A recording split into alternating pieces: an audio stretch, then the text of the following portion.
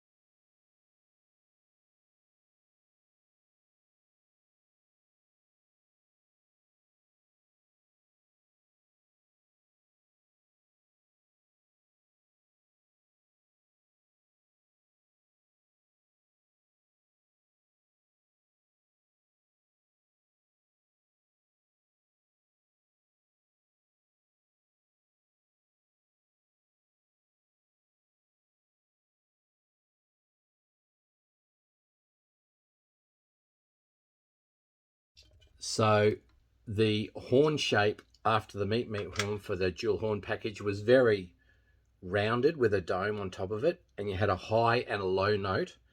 And then with the 12 volts, they moved to a different type of size, but most certainly with the trumpet.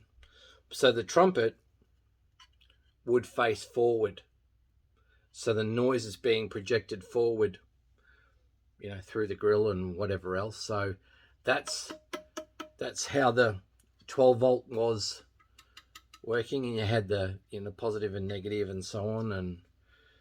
And these tops came off. The top comes off so you can actually tune the inside to tune the sound. Pretty revolutionary when you think about it, but RVB, ahead of its time. It's very much, you know, like a shell shape inside for sound to emanate and amplify. But so, you know, that's the old technology for Holden that you had. And like a lot of things, you know, they revolutionize and they move along with the times, and you know, they get to things like, there's twin horns. You know, they're being mounted, gives you negative, and there's your positive. So they're a pretty good little horn. I've been getting a stock together so I can use them in my Commodore, because I don't like the meat horn that's in there. But anyway, that's beside the point. I'm just trying to improve that by having a nice horn, either an additional horn or a replacement better horn. So that's what works for me. Now, during the week, had a delivery. Now, thanks to Mark from Perth, he in our discussions about RVB gauges and Smith's gauges and whatever, this is my oil pressure gauge that I was going to go with. So it's, you know, it's new old stock, pretty good. You know, everything's lovely and clean and tidy, and so I'll have oil pressure one side, and I was looking to have water temperature the other side. That's my plan. And then Mark pointed this one out to me. Now, he knows I like SSR gauges, so we're talking about Smiths, Sons and Reese. So this is what we looked at. Now, I really liked the fashion and the style and the creativity that goes into these, the digital writing and the font and style. So I thought, that's pretty good. And then they arrived, and as far as I was concerned, it got better, because when you look at the back, it's got these little terminal blocks there and there, and it's obviously got holes through it. And I'm thinking, okay. And then I realized they're for lights. So I can have, when I'm turning my instrument lights on, they will also light up these in my gauge holders. So, you know, as far as I'm concerned, I think that's pretty good, because I'll, you know, I might swap that out and put this style in to give me the older style, which will suit the cosmetics more of the FJ. Okay, so let's give you a little history lesson, hey? So, from my readings, you had Holden's in at Fisherman's Bend. Down the road was a company called Disco, and Disco made the wiring harnesses, electrical components, the spark plugs under license from AC in America. So the original wiring harnesses were a cotton wiring harness, so cotton wrapped around the wires, and they have color coding on them. And so if you look at the wiring diagram in the workshop manual, you can see by the color of the wire, following the wiring diagram, what that actually means. Now, Disco, look, from what I've read, were in the same street as General Motors at Fisherman's Bend, and I think 1950, I seem to recall 1950 being the date, General Motors just bought them out. So they became a wholly owned subsidiary of General Motors. They still continue to make the 6-volt wiring harnesses out of cotton weaved material over the wire. And this is a good example of how they were in the original type tape and all of that sort of stuff, the dark brown, and there's also, you know, plastic tube at different parts of it that we use to protect wires and things like that. Now, come the FE Holden, it was introduced in mid 1956. The Utes and panel vans, as subscribers will know, the FJ Utes and panel vans were continued to be made because FE didn't have a Ute and panel van available. So Utes went through till Christmas of 1956, and panel vans through till they ran out of the extra 300 for 1957, and they ran out in March of 1957, and they were out of stock for 2 months until the FE panel van was introduced. So that being the case, those cars were 12 volt, and 12 volt Holden moved to plastic wiring harness. So Holden were not just going to make the same component, wiring harness FJ, wiring harness for FE, wiring harness FJ in, you know, wires wrapped in cotton, whereas FE, wires wrapped in plastic. So they moved, one of the things that they moved to was a plastic wiring harness. So, you know, you see these in the PVC, and they've adopted the very same wiring schematics as what you see in the Holden workshop manual. So the colors are still the same, the colors still work. You know, a red wire with a black tracer is still a red wire with a black tracer, irrespective of whether it is for a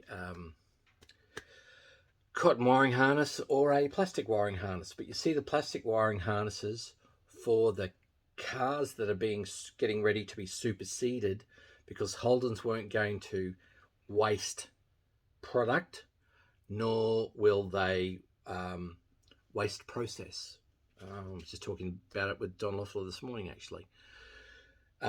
So you got plastic wiring harness for the superseding FJs. They'll also get in a lot of cases, an FE air cleaner. They'll get the FE water wave style hood lining, Ute and panel van. I've seen Utes in water wave as well. Maybe even an FE style seat adjuster. And I've said the plastic wiring harness. So there's a few bits and pieces of the changeover from one to the other. Very similar to my 1954 April FJ that had the FX trims, or the 48 model trims, door trims for the rubber going down the A-pillar to hold that rubber in as a clamp. That was a 48 idea and fixture, and that was held over until the FJs came out with a molded channel for the rubber to be pushed into on the A-pillar. So a few little bits and pieces that are changeover model for 1956, but only pretty much for 56. And the plastic wiring harness is a really good one because it lasts the test of time, and it is more durable and lasts better than the cotton covered wire. To my way of thinking, plastic is better, lasts longer, lasts better. So today we've talked about the dual package that I've got in my Ute, and I also in my Ute I had it, and also my now panel wagon. We've talked about the original horns.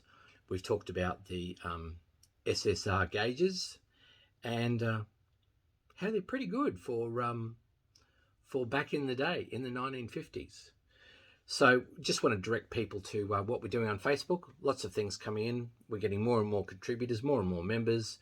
So that's terrific. Lots of members on YouTube as well. So, you know, we're introducing a lot of technical tips. Yesterday we talked about installing an underdash Nasco cigarette lighter to your FJ, the 6-volt version, and how to do it and how to power it. But that wraps up the edition for today. So don't forget to share, like, and subscribe. But more importantly, enjoy your Holden.